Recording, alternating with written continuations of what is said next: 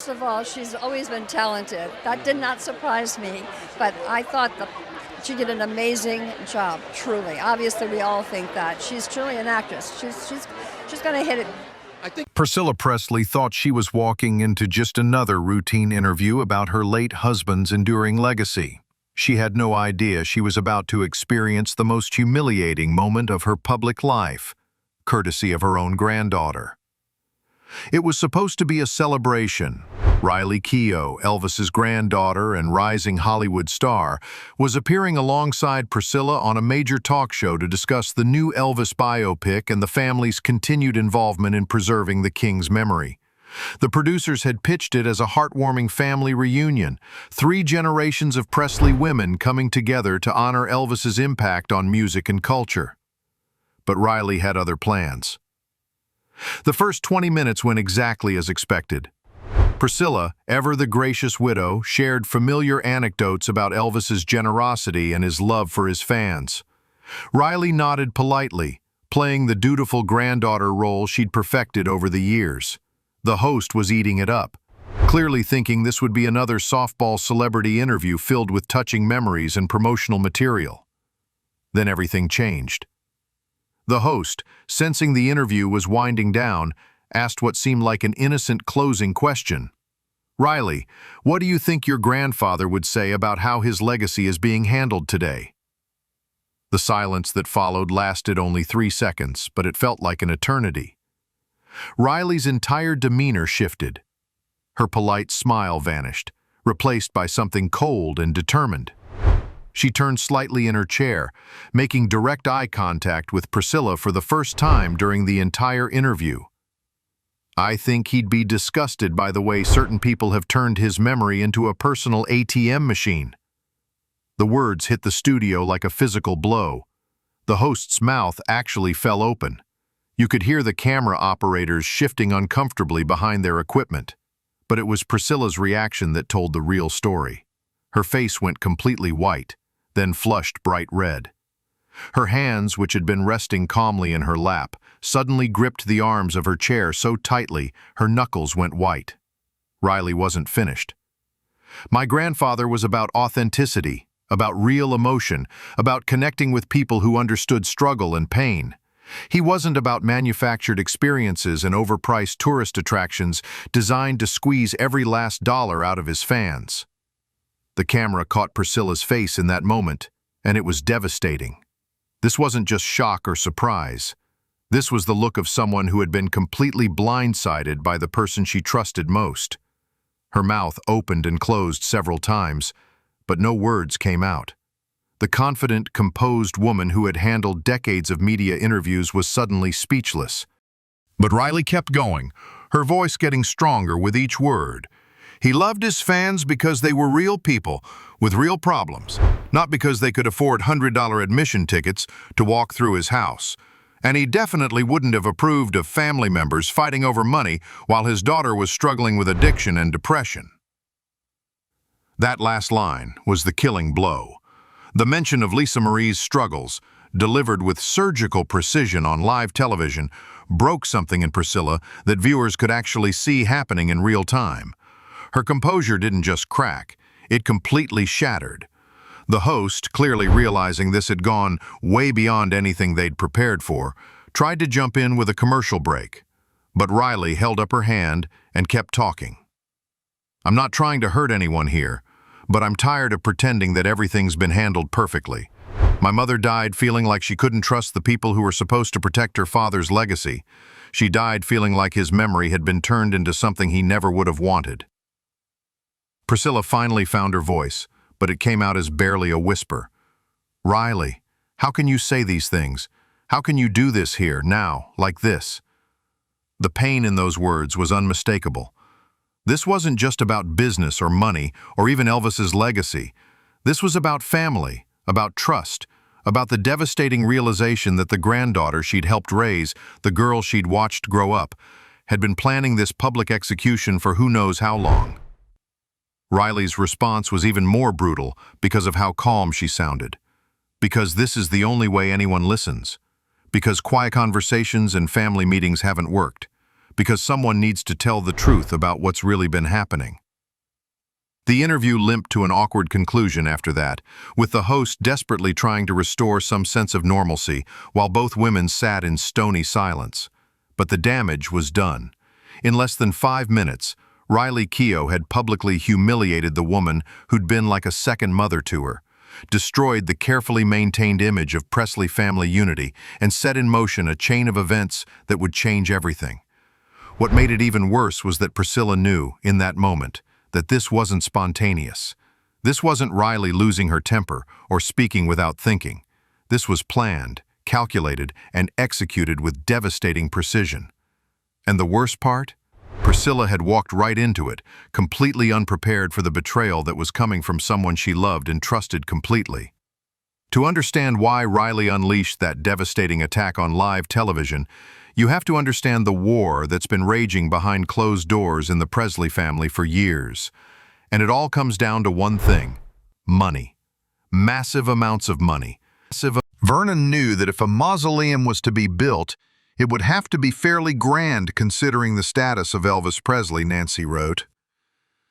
But what she didn't write about was the pressure Vernon felt from every direction.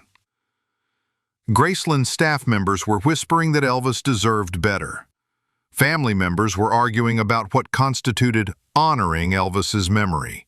And through it all, Vernon could hear his son's voice begging him not to put him in the ground. The breaking point came during a family meeting that Nancy overheard from the kitchen. Vernon's voice was cracking as he tried to explain the financial reality to Elvis's grandmother, Minnie May, and his sister-in-law, Delta. These women had already lost Elvis. Now they were watching Vernon consider betraying his final wish because of money. "You promised him, Vernon," Minnie May said, her voice barely above a whisper. "You looked that boy in the eye and promised him." Vernon broke down crying right there at the table. This wasn't just about money. This was about a father's guilt eating him alive. He'd already failed to protect Elvis from the demons that killed him. Now he was being forced to fail him again in death. But the family arguments were just the beginning. The Graceland staff started taking sides, and the mansion became a battleground of whispered conversations and barely concealed resentment. Some employees thought Vernon was being selfish, putting money over Elvis's wishes. Others understood the impossible position he was in and watched helplessly as he slowly fell apart. Nancy Rooks found Vernon one night, sitting alone in Elvis's bedroom, holding one of his son's scarves and sobbing. "I don't know what to do, Nancy," he said. "I promised him, but if I keep that promise, we lose everything. We lose Graceland. We lose his home." Here's the crushing irony that nobody talks about. Vernon was trying to save the very place that Elvis loved most in the world. Graceland wasn't just a house. It was Elvis's sanctuary, his escape from the madness of fame. And now Vernon had to choose between honoring Elvis's burial wishes and preserving the home that defined his entire life. The family meetings became more frequent and more bitter. Delta Mae Biggs, Elvis's aunt who lived at Graceland, started accusing Vernon of caring more about money than family honor.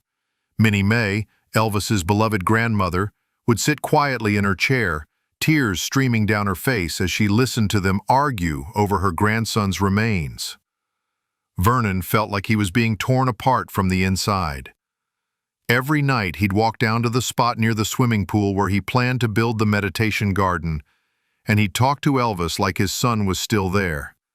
Nancy could hear him from her room, pleading with a ghost for forgiveness for something he hadn't even done yet. "I'm sorry, son," Vernon would whisper into the darkness. "I'm so sorry." But the final straw came when Vernon realized something that nobody else had considered: security. An above-ground mausoleum would be a target for every crazy person in America. Elvis's body would never be safe, never be at peace. The very thing Elvis had requested to avoid being buried underground would actually make him more vulnerable than ever. This realization hit Vernon like a physical blow. Not only was he going to have to betray Elvis's wishes for financial reasons, but keeping those wishes might actually put his son's remains in more danger. It was a lose-lose situation that no father should ever have to face. The family arguments reached a breaking point when Vernon finally announced his decision. He was going to have Elvis buried in the ground at Graceland, in a meditation garden that would become the family's final resting place. The room erupted in accusations and tears, with family members feeling like Vernon had betrayed not just Elvis, but all of them. Nancy watched Vernon age 10 years in that single conversation. The guilt was literally killing him, day by day, hour by hour. And the worst part? He knew that no matter what choice he made, someone he loved would never forgive him. But Vernon had no idea that his decision was about to be tested in the most terrifying way possible. Just when Vernon thought he'd made the hardest decision of his life, everything went straight to hell. It was late August 1977, barely 2 weeks after Elvis had been laid to rest in the Forest Hill Mausoleum. Vernon was still wrestling with the guilt of his upcoming decision to move Elvis to Graceland when Memphis police knocked on his door with news that would change everything. There was a plot to steal Elvis's body and hold it for ransom. Think about that for a second. Vernon Presley, a man already consumed by guilt over betraying his son's burial wishes, now had to face the reality that grave robbers were planning to desecrate Elvis's remains for money. The very scenario he'd been trying to avoid by keeping Elvis above ground had become his worst nightmare. The police briefing was brief and terrifying. They had credible intelligence about a group planning to break into the Forest Hill Mausoleum, steal Elvis's body, and demand a ransom from the estate. Vernon sat in stunned silence as officers explained how vulnerable the current burial site was, how easy it would be for criminals to access Elvis's remains. Nancy Rooks was at Graceland when Vernon returned from that meeting, and she said she'd never seen a man look so defeated. "They want to take my boy," he told her, his voice barely audible. "Even in death, they won't leave him alone. But here's the part that will destroy you." This news actually gave Vernon a twisted sense of relief. For weeks, he'd been torturing himself. The immediate aftermath was devastating for Priscilla's carefully crafted public image.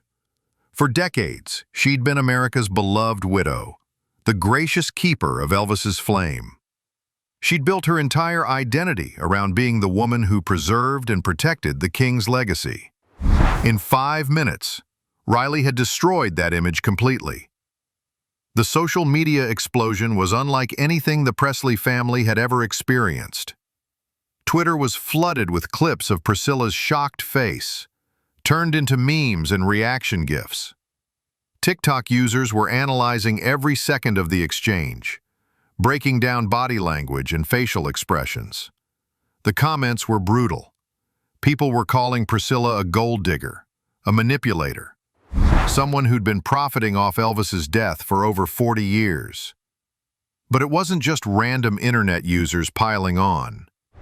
Celebrities started taking sides, and most of them weren't supporting Priscilla. Austin Butler, who just won awards for playing Elvis in the biopic, posted a cryptic message about honoring authentic legacy over manufactured memories. Lisa Marie's ex-husband, Danny Keough, Riley's father, broke his usual silence to release a statement supporting his daughter's courage in speaking truth. Even more damaging were the industry insiders who suddenly felt free to share stories they'd been keeping quiet for years. Music executives started talking about how difficult Priscilla was to work with, how she'd blocked projects that didn't benefit her financially.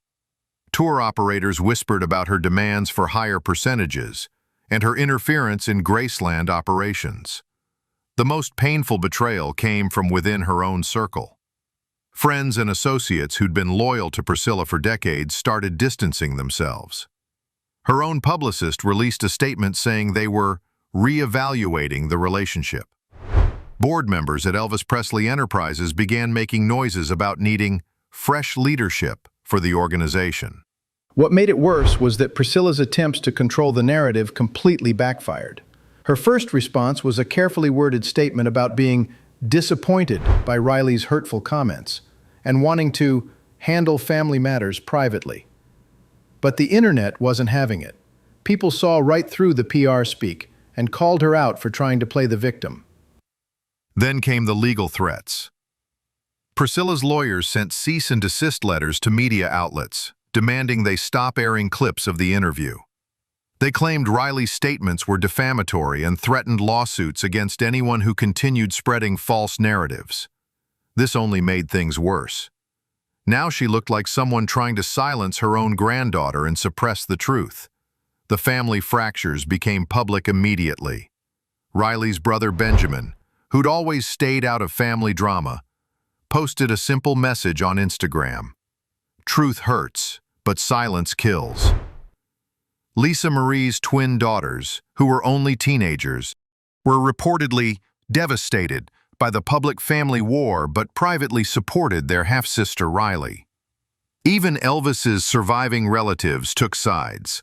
His cousin Billy Smith, who'd been close to the family for decades, gave an interview saying he'd seen this coming for years and that Lisa Marie had confided her frustrations about her mother's controlling behavior.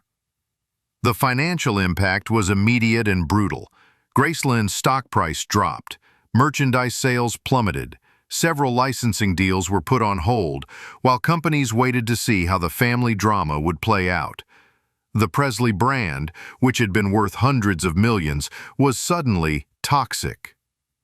But perhaps the most devastating part of Priscilla's humiliation was how completely alone she found herself. This was a woman who'd spent decades building relationships, cultivating loyalty, positioning herself as the matriarch of America's royal family. And in one afternoon, she discovered that all of those relationships were conditional on her maintaining her perfect public image. The woman who'd controlled Elvis's legacy for over 40 years was suddenly powerless. She couldn't control the narrative, couldn't silence her critics, couldn't even count on her own family for support. Riley hadn't just embarrassed her on television, she'd stripped away every bit of power and influence Priscilla had spent a lifetime accumulating. And the worst part? Everyone could see that this was just the beginning. Riley's attack wasn't a moment of anger or a family spat that would blow over. It was a declaration of war, and Priscilla was losing badly. So where does this leave the Presley family empire? In complete chaos. And that's exactly what Riley wanted. The legal implications are staggering. Priscilla's position as a trustee is now under serious scrutiny, with board members at Elvis Presley Enterprises calling for emergency meetings. Riley's public accusations have given ammunition to anyone who wants to challenge Priscilla's control, and the lawsuits are piling up fast. But here's what insiders are really talking about. Riley isn't done. Sources close to the family say she's been building a case for months, collecting evidence of financial mismanagement and questionable business decisions. That TV interview wasn't her final move, it was her opening shot. The reconciliation everyone's hoping for? It's not happening. People close to both women say the relationship is beyond repair. Priscilla feels completely betrayed by someone she raised and loved like her own daughter. Riley feels like she finally exposed a fraud who'd been destroying her family for decades. There's no coming back from that level of mutual destruction. What's really at stake here is the future of Elvis's legacy itself. Riley's vision is completely different from Priscilla's. She wants to strip away the commercialized, sanitized version of Elvis that's been sold to tourists for 40 years. She wants to get back to the raw, authentic artist who connected with real people facing real struggles. That means major changes are coming to Graceland, to the merchandise, to the licensing deals, to everything. Riley's already in talks with music historians and documentary filmmakers about telling Elvis's real story, not the cleaned-up version that's been packaged for mass consumption. The shocking truth about what Riley really wants? Complete control. She doesn't just want Priscilla out of the trustee position, she wants her completely removed from any decision-making role in Elvis's legacy. And based on the legal momentum building behind her, she might actually get it. The Presley name will survive this scandal, but it's going to look completely different when the dust settles.